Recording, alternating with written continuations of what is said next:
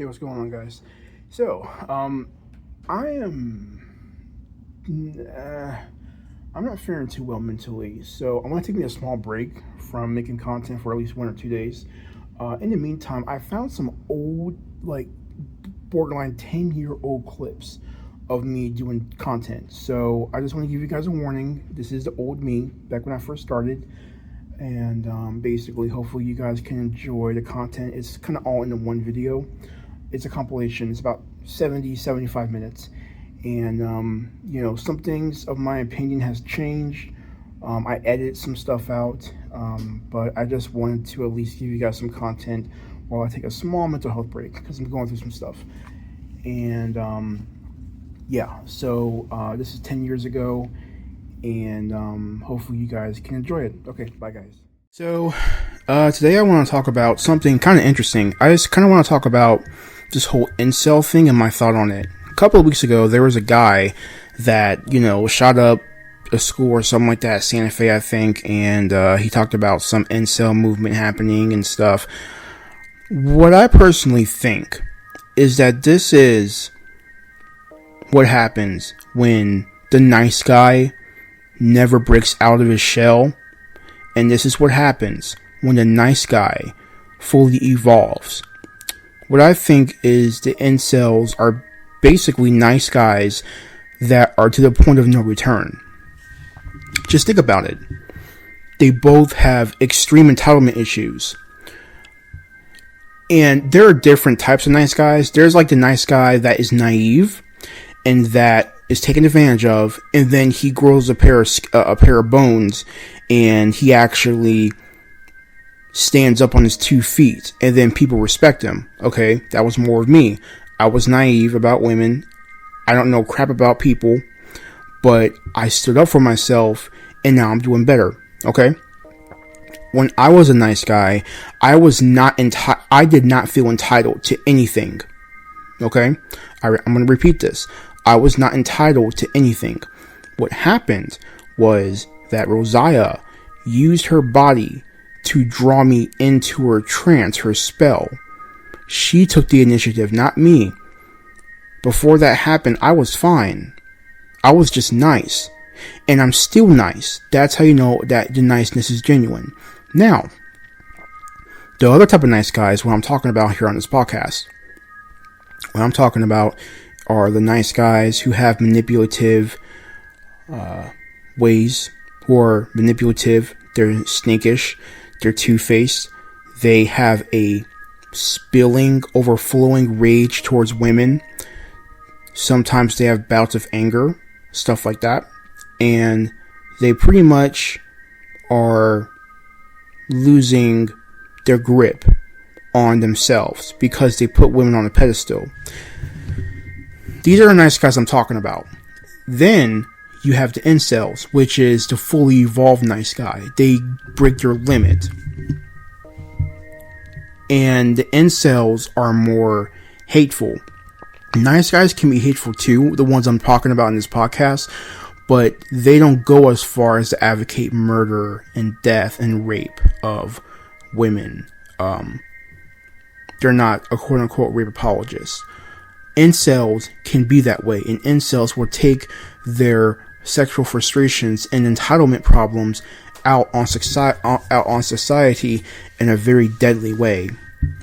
We could describe Elliot Rogers as an incel, And the thing I would like to say about these incels and stuff like that, the red pill can save you. You guys are putting so much emphasis on a sexual conquest that honestly doesn't really matter. When I was growing up, a lot of the guys my age were just talking about how much girls they got. And I never understood that, and I never cared for it. Because it's what guys do. Because boys will be boys. Because getting it in, stuff like that. I don't really understand that much the concept of wanting to have sex, because I don't really want to. I have a low desire for sex. But from what I've heard, it seems like that's a big thing for guys. It's a part of their identity. Okay, granted, fine. That's something that biologically most men want to do, besides me, for the most part. But when you make that your god, you start having some serious problems. First of all, sex is not that great. I've talked to people who've had sex, and it's not that great. There are better things to do. Second of all, if you keep on doing that act, you're going to burn your bodies out. You're going to burn your organs out. They're not going to work that good. Especially for women. Sometimes they have sex so much their organs bleed. That's what happens to porn stars. That's why they're cold up and on drugs. So the sexual conquest for men, it doesn't mean anything. Once you sleep with one girl, you pretty much have done it with all of them because it's the same act. That's how I see it. And it's very important to realize that. It's very important to understand that sex is not, it's overrated. Okay? It really is overrated. And to the incel community, if you understand the nature of women through the eyes of a red pillar, you will be free. You will set yourself free from so much frustration and crap. Or, better yet, I don't really advocate stuff like this, but why not get a hooker? It just kind of seems like the incel community, from what I've seen, and correct me if I'm wrong, but it seems like the incel community is targeting their entire community of sexual frustrations out on the girls that they like and they're rejected. And then they put that anger out on half the population, but they don't seem to realize that within that half of the world's population, there are girls who will sleep with you for money. So, to you incels out there, why don't you just get yourself a prostitute? And once again, I really don't condone that, but if you're on the verge of, attacking someone and shooting someone because you can't get laid, Jesus Christ, get a hooker. I mean, seriously, if it's that bad, get a hooker, calm down, and go to therapy. Get some help. It should never be, it should have never gotten to that point at Santa Fe and Elliot Rogers. It should never, ever should have gotten to that point. Never. There's no reason to go on a shooting spree because you can't get laid. There's a serious imbalance of priority and maybe mental development. Maybe there's something emotionally wrong. Maybe it's depression. But you incels cannot put all that hope and faith in a mortal. You can't, because people will fail you. Girls are not perfect. Guys aren't perfect. No one's perfect. So the fact that they are putting so much emphasis on that, it is very scary. And this is what happens when humans put their faith in other humans. They crash. So, yeah, that's pretty much it. That's really my 2 cents. The end game of the Me Too movement, I think it's very obvious that it's not going to stop, and this is more of a bandwagon. It's more of a hot topic when it comes to women's rights and feminism, and it's going to obviously play into the 2020 election involving Donald Trump. Donald Trump may end up winning the 2020 election. It would make a lot of sense going into World War III, but I won't talk about that right now. Anyway, so the Me Too movement is going to do a couple of things. And once again, women are going to suffer. The reason why is because it's going to be the good women of the world that are going to suffer. Because men are going to be so demonized and scared to approach women. It's going to backfire everything. And they don't realize it. Now, some of the stuff you guys have to realize is the Me Too movement is actually controlled by the elite, the Illuminati, and they are giving these women green light to actually say this stuff. That's really it. But the thing you have to realize is there's 2 sides to every story. There's 2 stories to every case. The women have done just as much, if not more horrible things to children and to themselves and to others in order to keep their money. This is all about money, okay? This is all about money and character assassination. That's all it is. The reason why is because the elite want men and women to not live with each other anymore. The elite actually want to destroy the male identity even more and make them more feminine. If you notice, feminine men and this term soy boy is now coming up, and the demonized men that are going to be left are going to be heterosexual, and we're all going to be placed under the incel movement. We're going to be stereotyped as incels, and introverts are going to be medicated. It's going to be really bad. And I'm just here to talk about some of the stuff the Me Too movement is actually going to cause, and it's going to backfire on women. First thing is, it is going to cause a lot of boys to hate women. The Me Too movement is actually showing female nature. What I mean by this is that it's showing that women can literally hold something or regret a decision, come back 10 years later, and then say something, and somehow it's supposed to hold up in court. Yeah, it's to the point where a woman can have consensual sex with you. She regrets it the next day because you're 3 inches, or she didn't climax or anything like that. And then she can simply say, well, I didn't climax. He wasn't that great. He was a minute man. Yeah, I didn't like it, so I regret it, despite the fact that it wasn't forceful. So I'm just going to claim rape, and it actually can stick. What this is going to do is, this is actually going to show young boys that women has the system in their hands, literally, and it's going to red pill a lot of young boys. Generation Z is probably going to be the most MGTOW driven generation we've ever seen, because the MGTOW movement really didn't start that much until like 20 years ago, and even before then, MGTOWs were considered bachelors or gay. That's it, or weirdos. Okay, fine. But now there's this rise of men who are in their 30s and after they've been divorced, and virgins and stuff, just all types of guys that are simply saying, you know, the system isn't really for us. I'm gonna go my own way. But the thing is, the MGTOWs of right now, we've had to be burned. Like, we went in there blind. Like with me, when it came to Rosiah, I'm completely naive when it comes to girls. Back then, I was so naive. I didn't know what... Excuse me. I didn't understand what girls were like and their manipulative ways, but it's actually in the Bible. The Bible has some red pills in there, and there's scripture to back it up. It's crazy, and we had to actually go through some stuff in order to awaken, and then we go through red pill rage when no one told us how things were. The difference with Generation Z and the next generation is they're going to go through red pill rage going into puberty. Okay, this is actually a bad mixture, because they're having these really angry, hateful feelings towards the opposite sex. They end up liking the opposite sex, but they can't interact with the opposite sex because of the Me Too movement. Because the girls has all the courts in their system.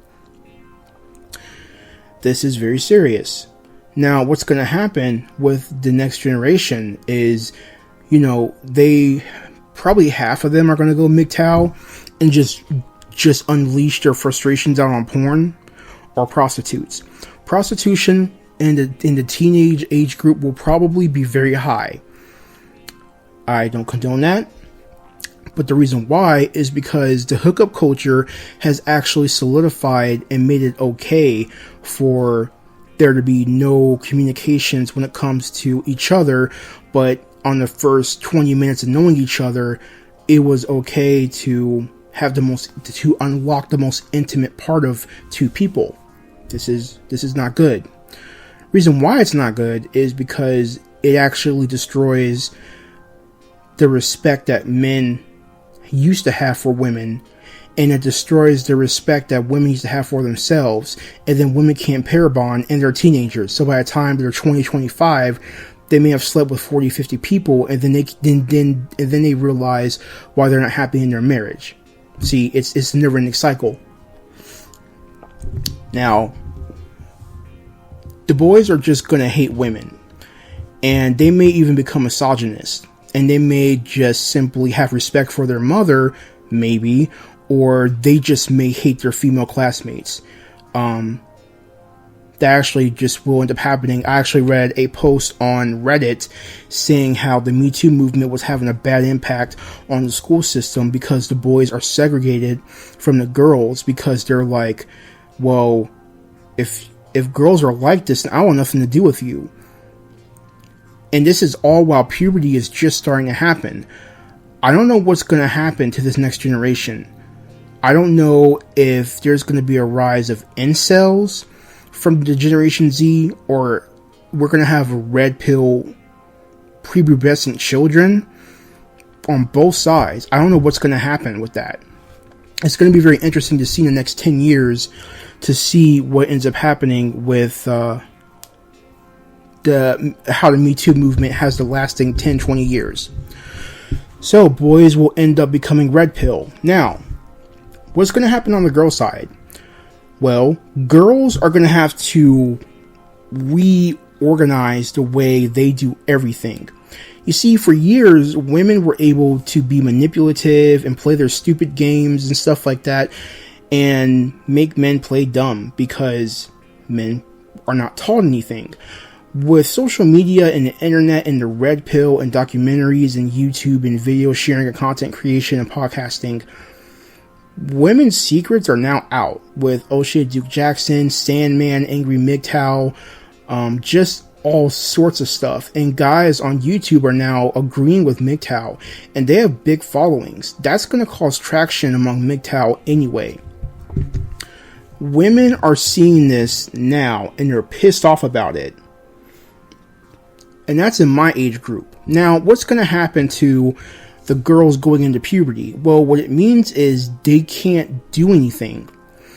One of the things about being a woman, from what I have personally seen, is that women are mentally sharper than men. By far.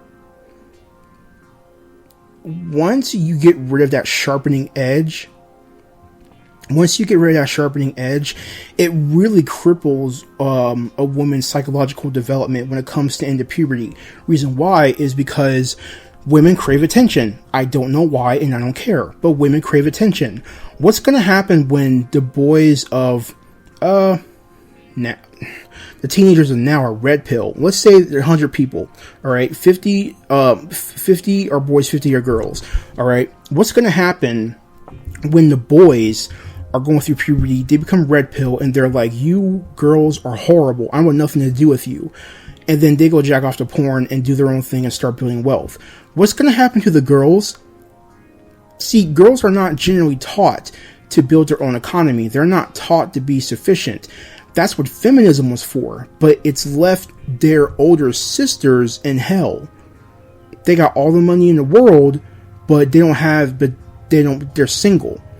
The little girls now are seeing this in real time as they get older. And then they're seeing their older sisters suffer. And then they're like, well, I still got my body. I still got my looks as they enter into puberty. But the boys aren't paying attention to them either.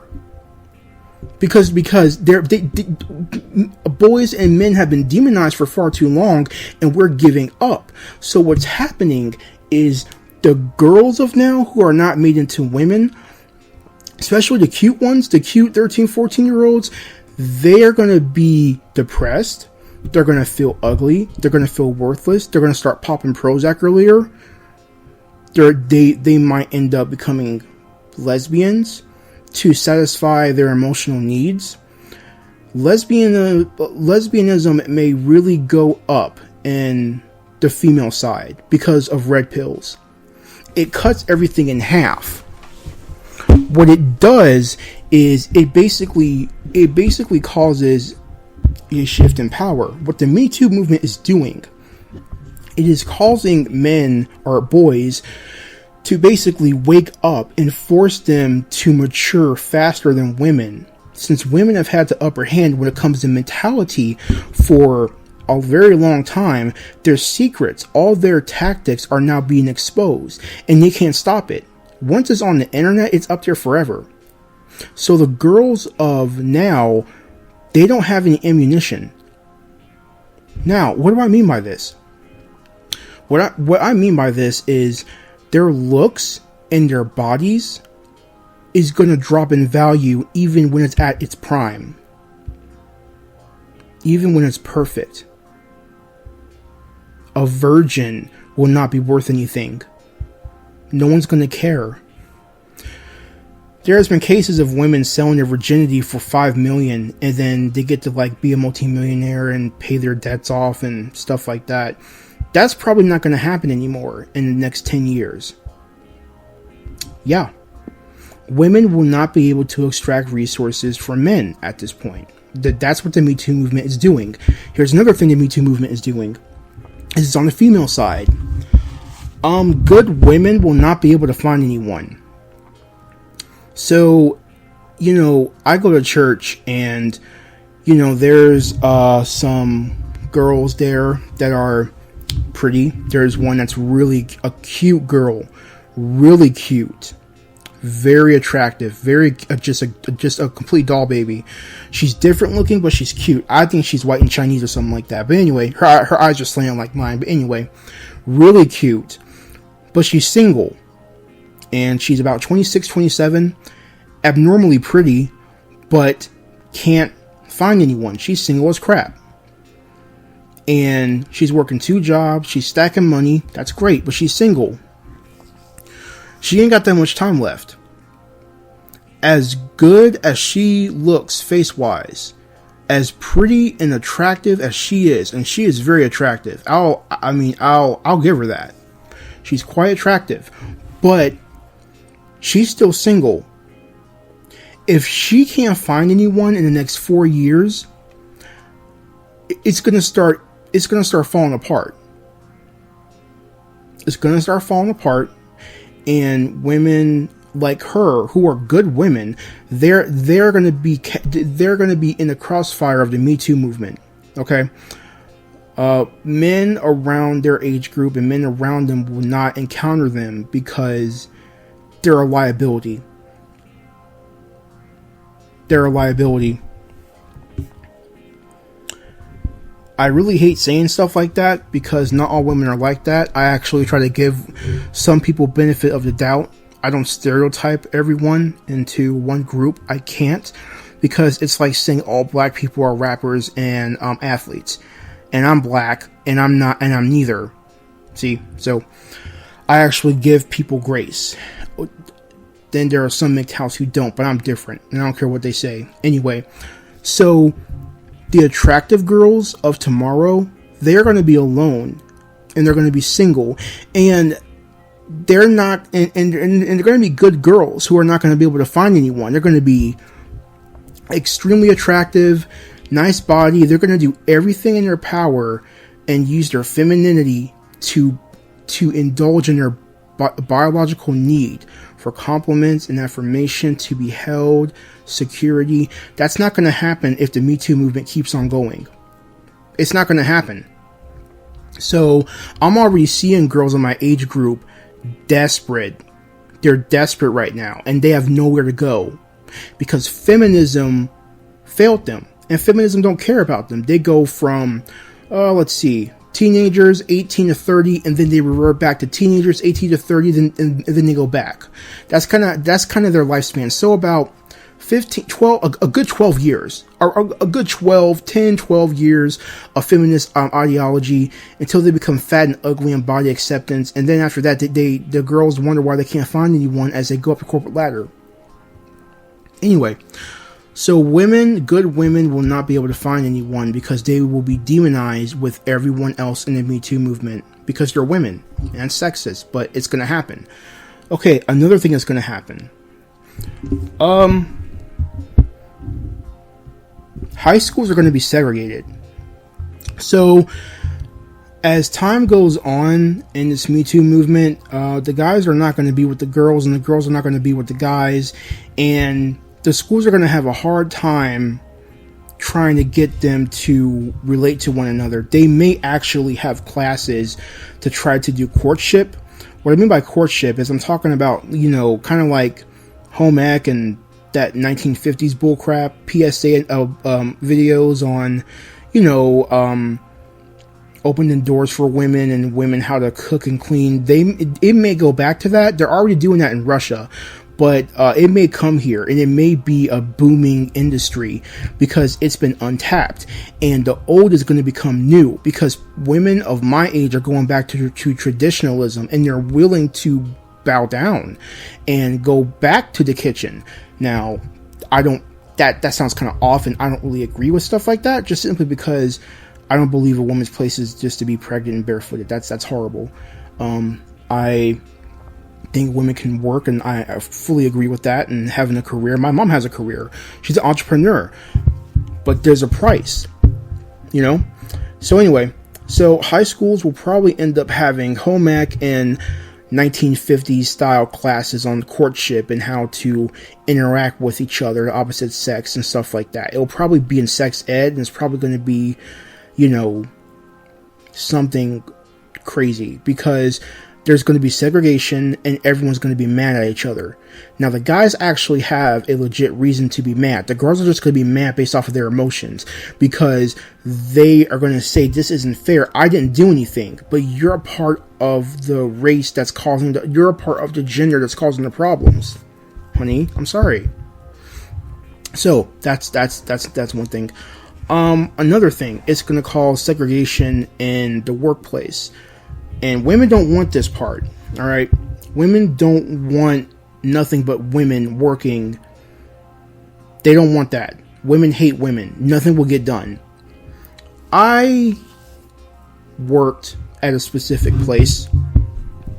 I worked at a specific place, and I was doing a lot of the grunt work.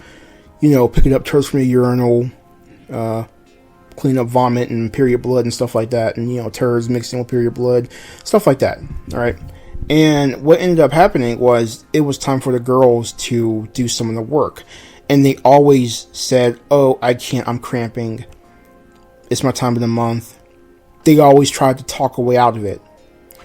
And the manager would make me do it. Now, I would get mad because it would be a month straight and the girls didn't want to do anything, so I would have to do all the work. So I did everyone's job.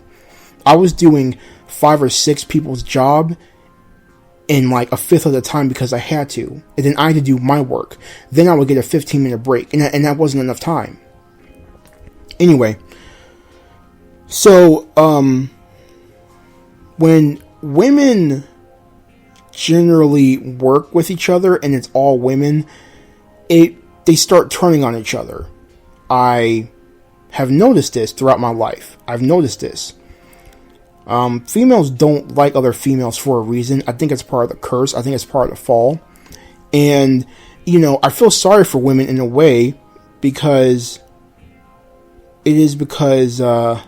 women tend to hate other women.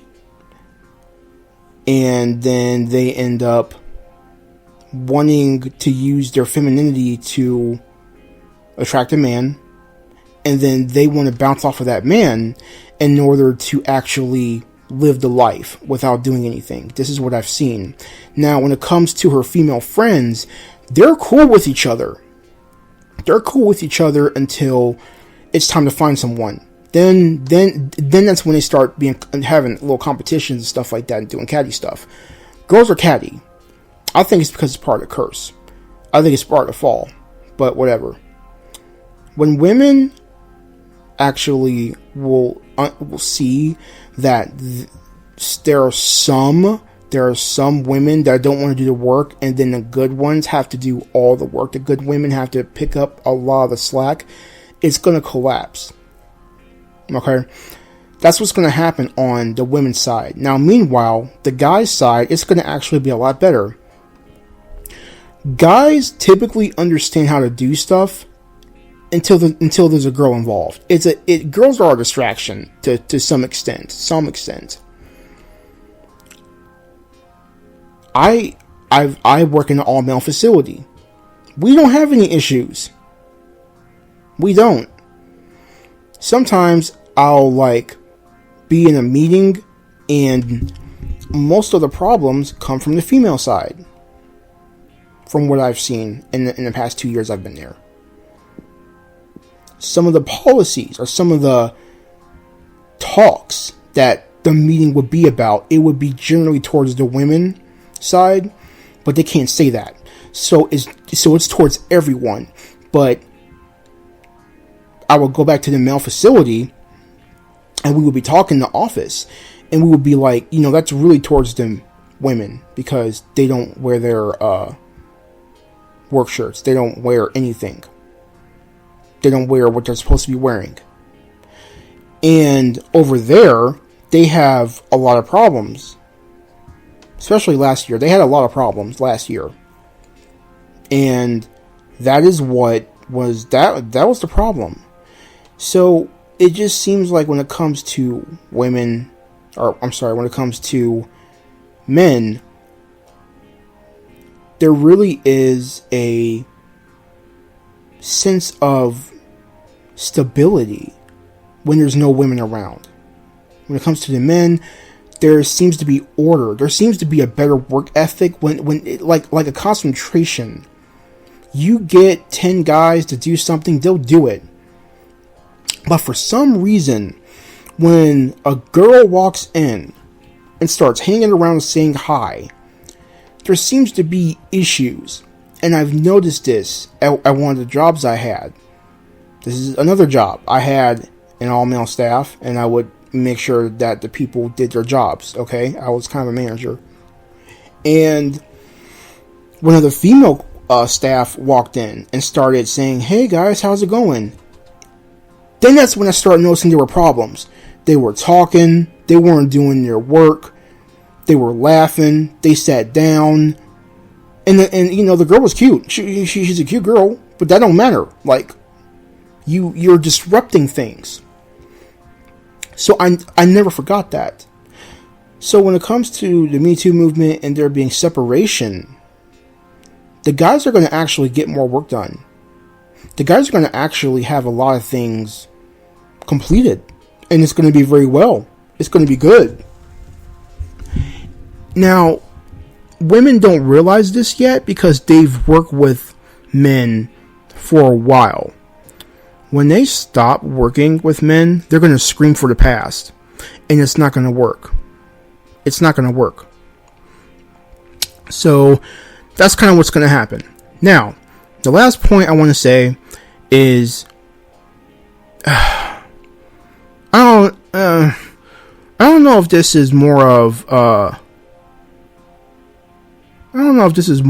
two problems or one, or more of a result of one problem and then it morphs into another. But I'm just going to say it anyway. This is going to be the rise of the feminine male. It's already happening, but it's happened in my generation. I'm talking about the next generation.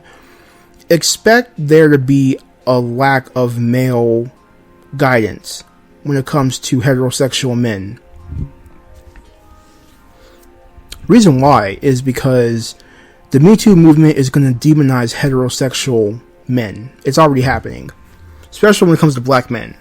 All right, and men have this need to protect women and to respect women, but that's all going to go out the window when the men are more like women and the women are more like women. There's going to be no one left to procreate with. And then the heterosexual men or boys that are grown up into men, they're going to be demonized so bad that they're just going to go red pill and go their own way. They're going to go red pill and go their own way. And then you have guys like me who are already going red pill and making money. We're going to be the next millionaires, and we're not going to really cater to women. Now, a lot of MGTOWs just want to use women for sex and that's it. I really don't believe that. I don't condone that. I'm a Christian, so I actually want to respect women. But I'm not going to respect someone that doesn't respect me or herself. I'm just not going to do it. I'm just going to leave you alone. So the rise of the feminized male will be very common.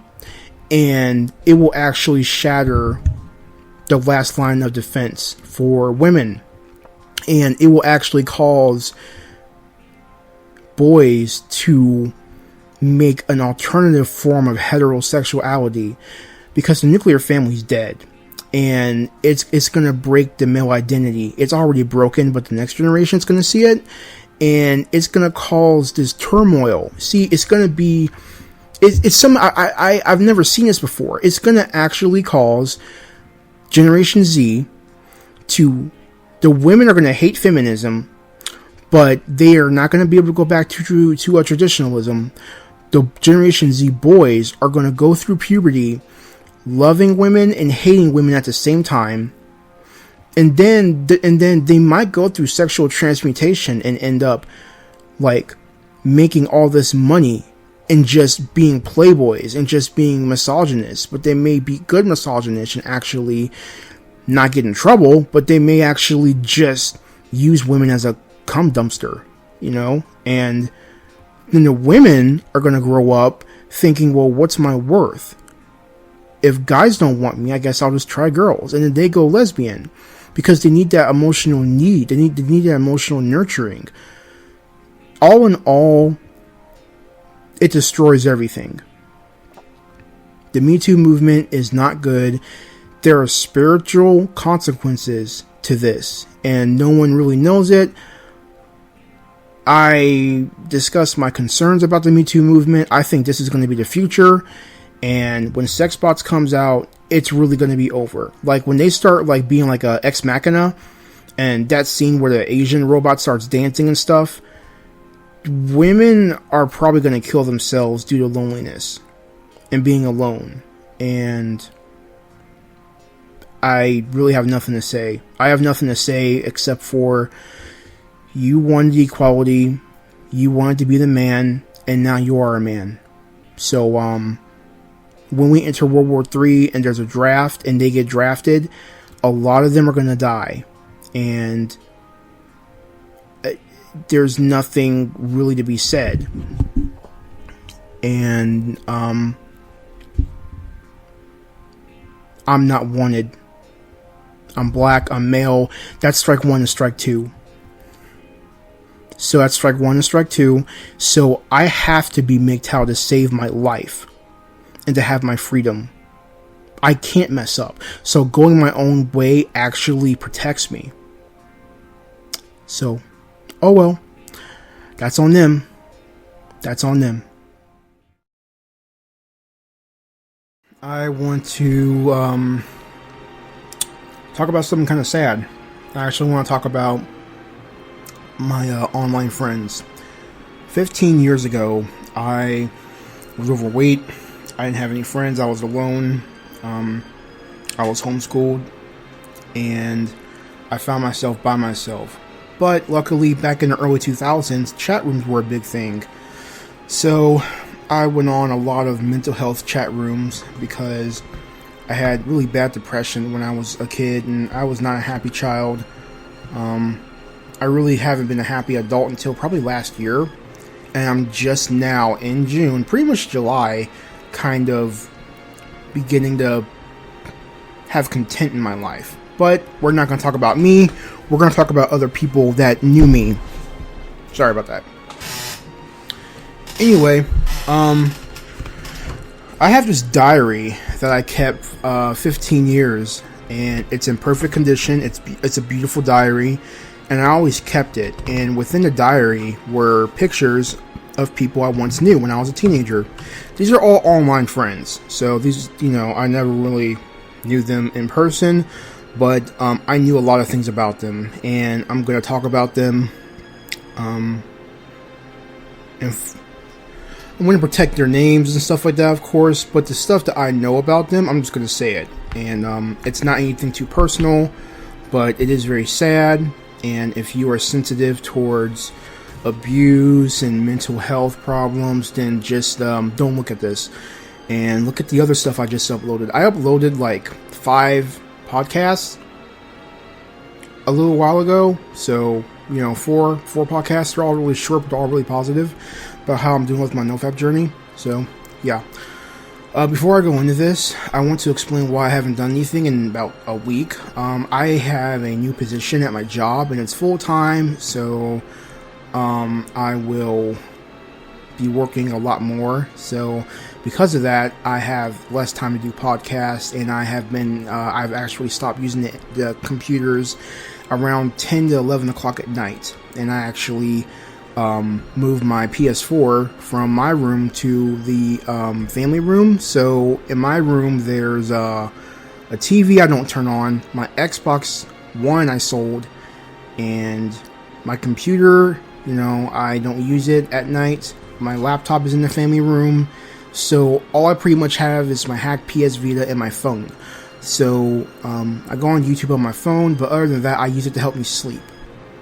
I listen to a podcast or O'Shea Dick Jackson or Tom Likas or something like that, and then it helps me sleep instead of me freaking masturbating to help me fall asleep. I'm trying to stop that.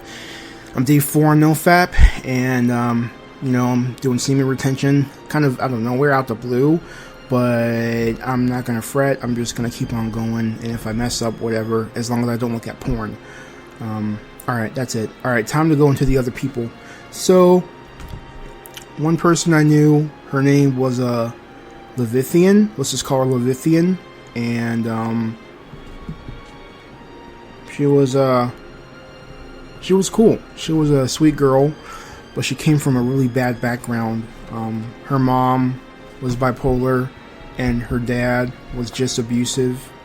And her dad beat the mom, and then the mom beat the baby brother, but she never hit Levithian. And Levithian's mom ended up shooting herself in front of the entire family. So that was really horrible, and it really sent Levithian to a tailspin. Now, this was when she was younger. Then when she got older in her teen years, she's like a year younger than me. So I'm 30, she's 29 right now. And she really struggled with that reality for years, and she hated God. She hated God. She didn't want to worship him. She really just wanted her mom back. And she used to cut herself. She talked about death and killing herself to be with her mom. Turns out she had bipolar disorder like her mom.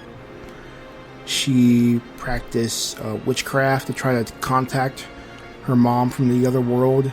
She used to be a blood drinker and do blood contracts to try to connect with her mom on the other spirit. And on my 18th birthday, she actually called me and said she denounced God and was going to worship Satan, because she assumed that because people killed themselves, they were going to go to hell. I think it's something that the Lutherans believe, and because of that, she was willing to go to hell just to try to find her. And I talked her out of it. On my 18th birthday, I talked her out of suicide. But she stopped talking to me after a while. And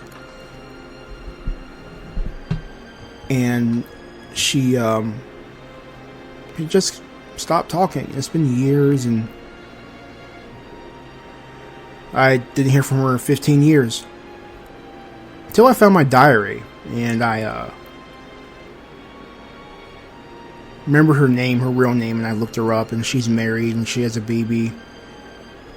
Or, well, this is a while ago, so the kid's probably like 4 or 5 right now, so she kind of has a little child, and she doesn't remember me. I tried to reach out to her. I didn't say all the negative stuff, but I was trying to see if I remember her, and well, she remembered me, and she doesn't. So from the looks of it, she's doing good, but you're altered after all of that. Okay, so let's talk about Vivian. Yeah, let's call her Vivian. Vivian was struggling with anorexia, actually. And I never knew if she got over it or not. I never knew if she got over anything she went through. And that's kind of the suspenseful part. It's not really knowing what happened that scares me. And the fact that if she doesn't remember me, then that would hurt. Because I helped her out and she helped me out a lot. Back when I wanted to kill myself, back when I was 15, 16, she actually talked me out of it. And then when she was starving herself, I actually convinced her to call her mom and send her to the hospital, and it saved her life. So, Vivian was anorexic. She, cute girl. But, she was really small. And she was frail. She was also a Christian. And I never knew why she became anorexic. But I never knew if she got out of it either. And it's been 15 years. So, I hope she's doing good. But I don't know. She may be dead. And I would never know. So, that's all I know about her. Okay, Dale. Yeah, let's just do Dale. Dale was a Christian, and she had mental health issues. She was bipolar. When I was a teenager, I was interested in psychology and mental illness because I had nothing else to do with my life, and there was a article. Well, there was a cover story on Time magazine talking about bipolar disorder, and I bought it because I felt like it. And I read the entire thing. I read the article. I still have it somewhere. It's been 15 years. Talk on. I'm not gonna lose her. But anyway, I was reading it and I looked at the symptoms. There were 40 symptoms, and Dale, I talked to her about it because she was acting funny. She was acting very erratic. She couldn't sleep. But we talked about it. And this is me at 15. I actually interviewed and analyzed her behavior, and we found out, well, through me, which is not logical because I'm 15 at the time, and she was like 14, so she's 29, 30, I'm 30, that she more than likely has some sort of bipolar disorder. Either bipolar 1, unipolar, bipolar 2, something. And she talked to her doctor, and turns out we were right. And she burned her arms a lot. She was going through a mania episode and have sex with her boyfriend, and she miscarried on my birthday, on my 16th birthday. Tried to kill herself after that, didn't work, and that was the last I talked to her. Only for a summer. 2004, I believe. 2004. And, yeah. I don't know if she's dead or alive. I don't know what happened to her. And, we're going to talk about, Elena. Elena was a Russian and Spanish. Very pretty girl. She had cancer. And she was pretty much dying when I met her. And I met her when I was depressed. I met her after I tried to kill myself and I failed, and I woke up and went to a chat room, and then we started talking. That was how we met. So she was dying, and I just got done trying to die, and that's how we met. So we were kind of passing ways.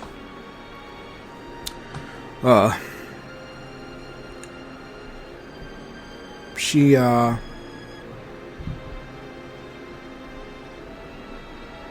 was very sick.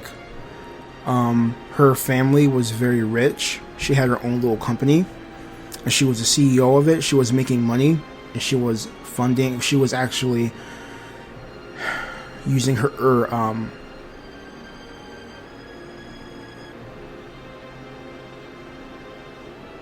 money to fund her treatment. But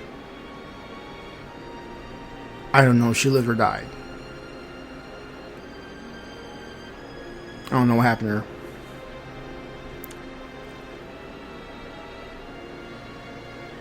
And I hope she's alive. She had a little sister who was 11 at the time. And Elena was around my age. Sorry for the pause. It kind of hurts to think about this stuff because I kind of suppressed it, and this diary brings back my teenage years. I don't know what happened to her. I assume Ellen is dead. So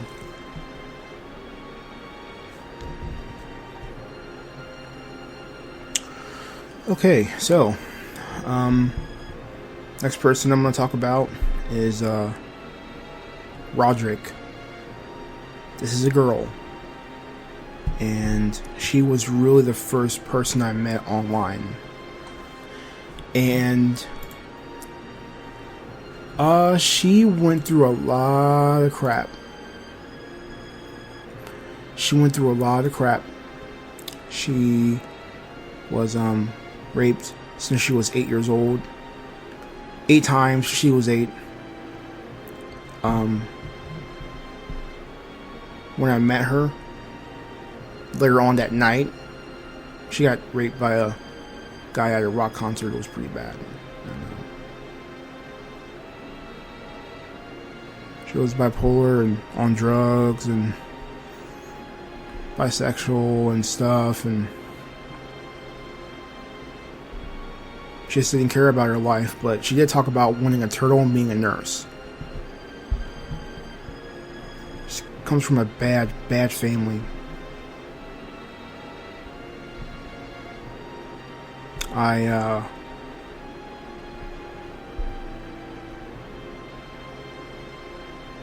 prayed for her the most. And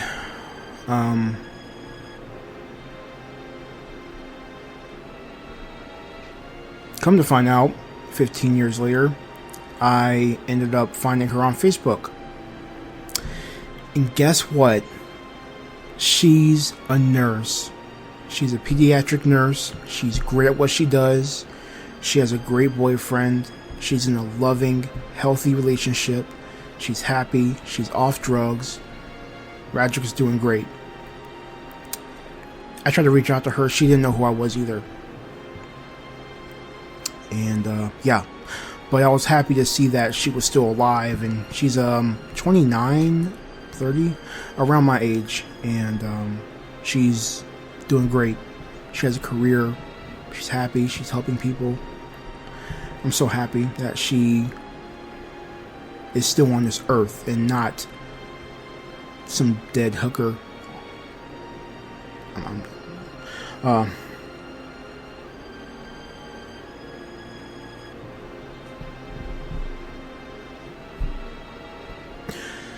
And let's see, we're going to talk about one of the last people. She's the oldest one of all of us. She's like 36, 37. Her name is Rose. And Rose lost a lot of people. A lot of people in her life were killed, suicide. That's all she knew. She has dissociative identity disorder, and she lost so many people. It got to the point where she just stopped worshiping God altogether, and she just stopped caring about the church. She lost her faith.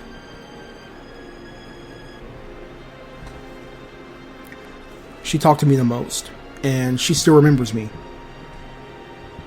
I think I talked to her a couple of years ago, and she remembers me and stuff like that.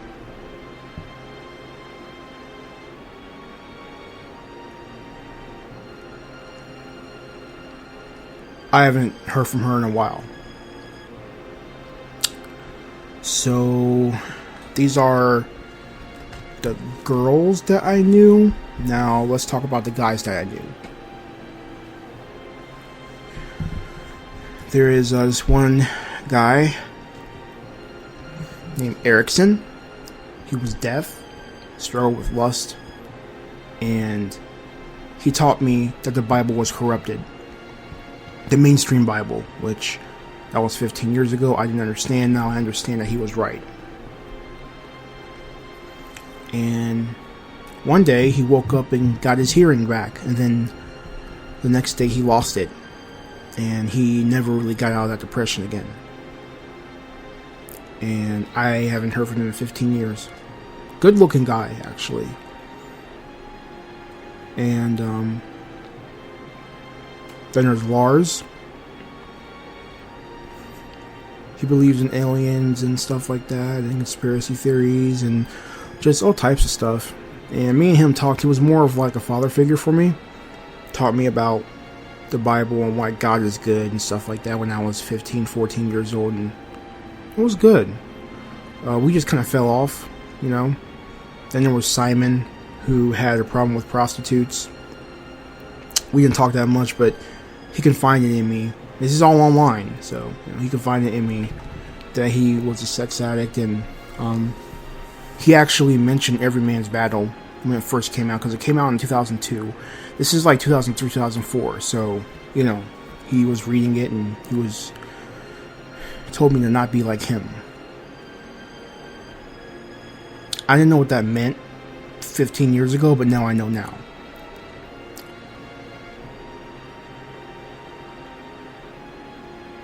And,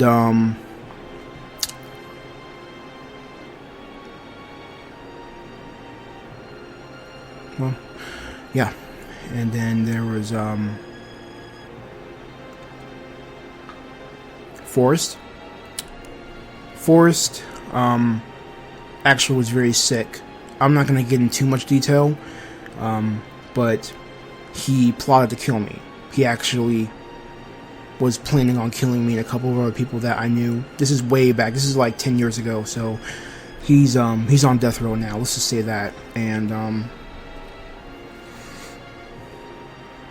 everyone is, no one remembers me. And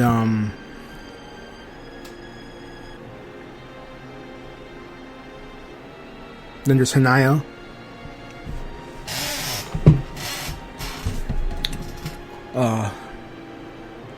Hanaya was the youngest one. She was 17. I was 18. And she told me about her cousin just used to sexually abuse her a lot, and no one believed her. Till one day, me and her were talking on the phone about ways to convince everyone that this was happening, because it was. And I actually was about to convince her to call the cops and do a complaint.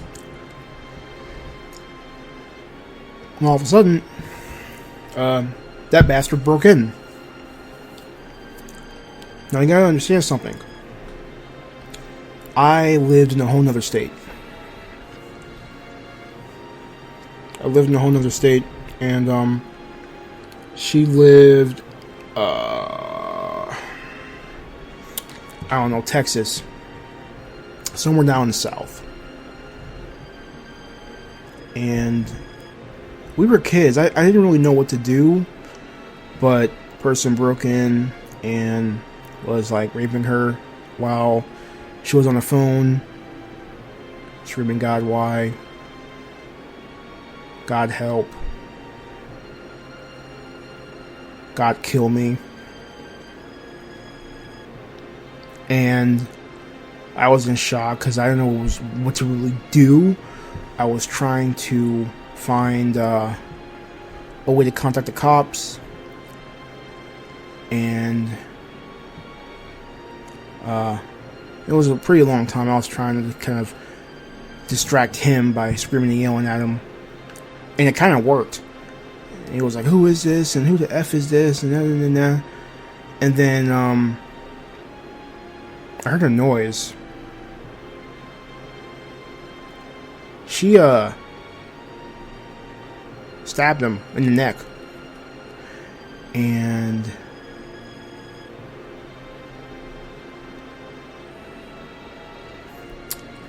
I don't know if he lived or died, but he got stabbed. Then the phone hung up.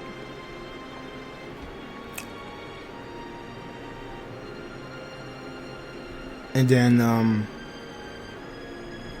I had to attend the Easter dinner with my family after that. Because it was Easter Sunday. That was a bad Sunday.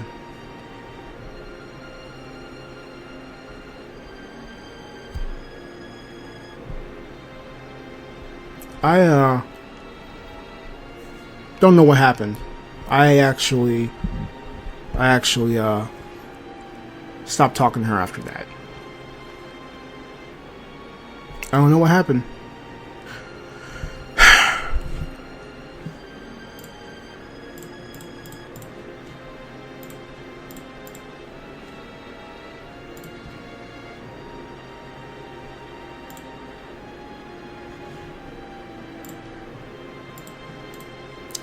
And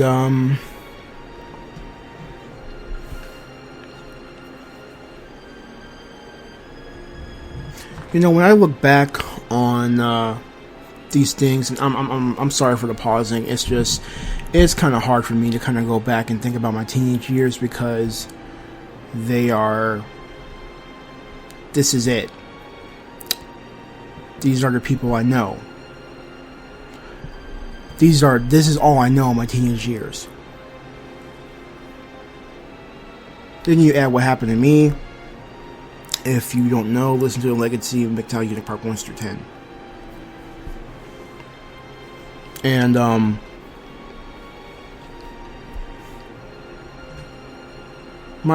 I really I guess I'm traumatized or desensitized. Not like them, but I guess this stuff has done something to me that has caused me to kind of lose my mind.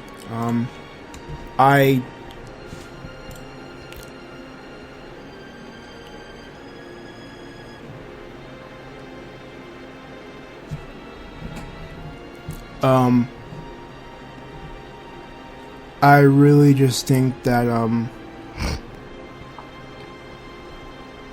I really think that I'm messed up from everything, and I think that I don't know what else to do but embrace the psychoticness of mankind, because that's all I know. I really hope these people are doing good.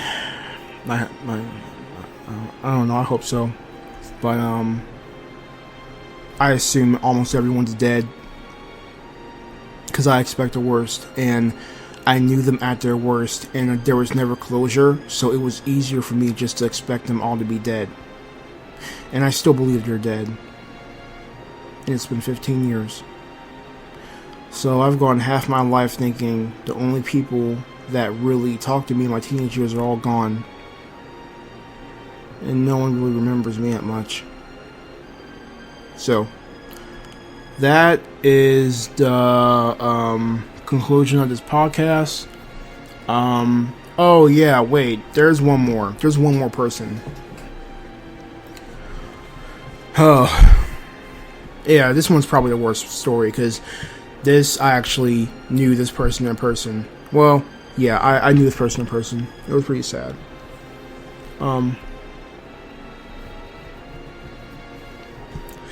Excuse me. Castle. Yeah, that's a girl. So, Castle, I met her where I lived at when we were teenagers, and she was dating older men. She was about 14 and a half. I was 15. And her mom didn't care. She didn't know where her dad was. It was really sad. And basically, she kept on dating these older guys, and she was lying about her age, and some of the guys were saying, you keep on doing this, you're going to wind up dead. And sure enough, she ended up getting kidnapped by a city-wide known sex offender. And I really don't know much of the details. What I do know is that the week before that, she tried to kill herself, and I talked her out of it on the phone. And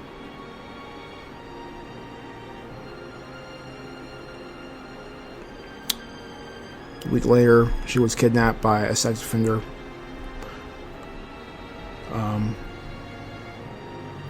And she was taken to a disclosed location where, you know, she was given pictures, and she was tortured and stuff like that.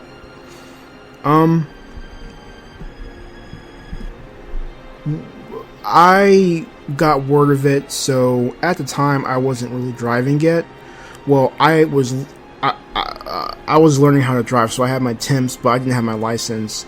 And the only way I could be in a car is if my parents were in the car with me. So my parents were out of town, and that night we had gotten word that she was kidnapped and she went missing. So one of her friends filed a missing persons report. She was gone for like a week or 3 days or something like that during that time. So we were all freaking out. So here I am at midnight, driving around illegally in a car, trying to find a teenager that's been kidnapped by a sex offender that I've never seen before. And I drove around all night, man. I drove around all night looking for her, and I just drove back home at 6 o'clock in the morning thinking, well, my friend just got murdered. And come to find out, there was a body found somewhere where I live at.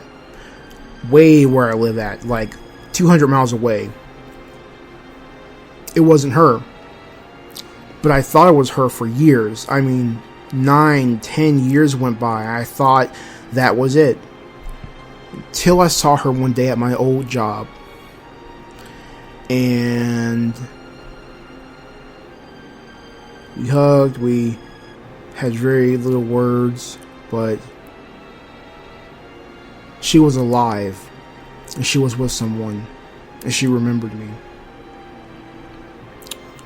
And that was probably that was the last I saw of her, but that was probably the best ending out of everyone. Next to Redrick. And I don't know. With friends like these, who needs enemies?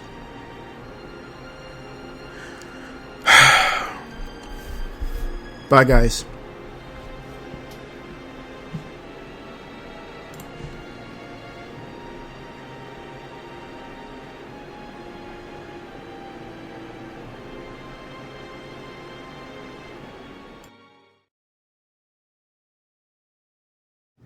Hey guys, so this is the outro to the video. I just got done editing some stuff for the thing, so looking back 10 years ago, I'd have to say that I did have potential, but it was ruined by personal problems and, whatever. But I'm still around, still kicking it. So, like I said, this is 10 years ago, almost about 9, 10 years ago when I started in 2016. And, you know, everything is, my personal opinion is subject to change. I do not condone what I've said in the past because everything is subject to change. And hope you guys enjoyed the long video. This is about 70 plus minutes, and probably one of my longest videos on the channel. There's one more that's like my entire testimony. That's about almost 4 hours long in one take. So I'll be editing that, and I'll be uploading that very soon. Later on this week. I still need a break. So yeah, I hope you guys enjoyed the video.